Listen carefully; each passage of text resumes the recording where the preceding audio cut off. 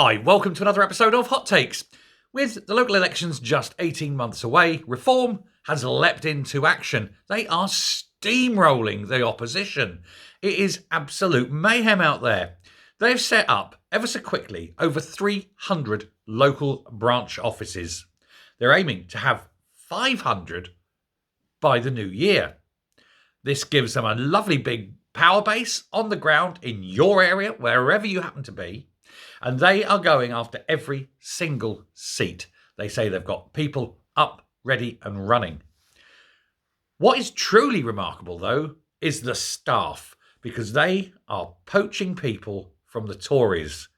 And when I say poaching staff, I mean here. CCHQ, Conservative Central Headquarter staff, some of the most senior people that work behind the scenes within the Tory party.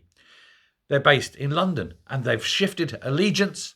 Some, after 20, 30 years of working for the Tories, have jumped ship to Reform, because for them Reform represents the only chance of getting Conservative values back into this country. One of the most notable defectors, I suppose you could want to call for a better word, is a man called Richard Murphy.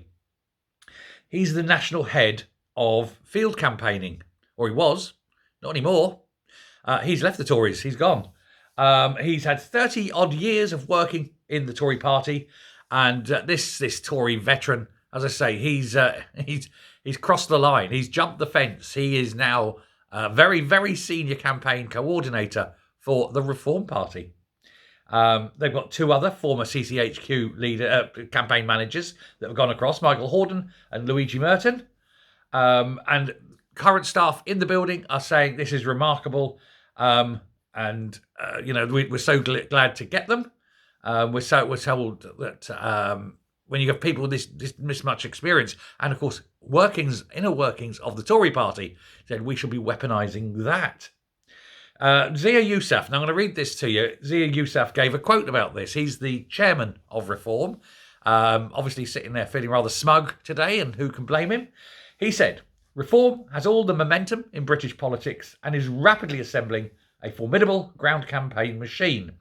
Richard Murphy, formerly head of campaigning for the Tories, terminated his Tory membership after 44 years to launch the Reform Candidate Centre of Excellence. He agrees with us that Reform will be the next party of government.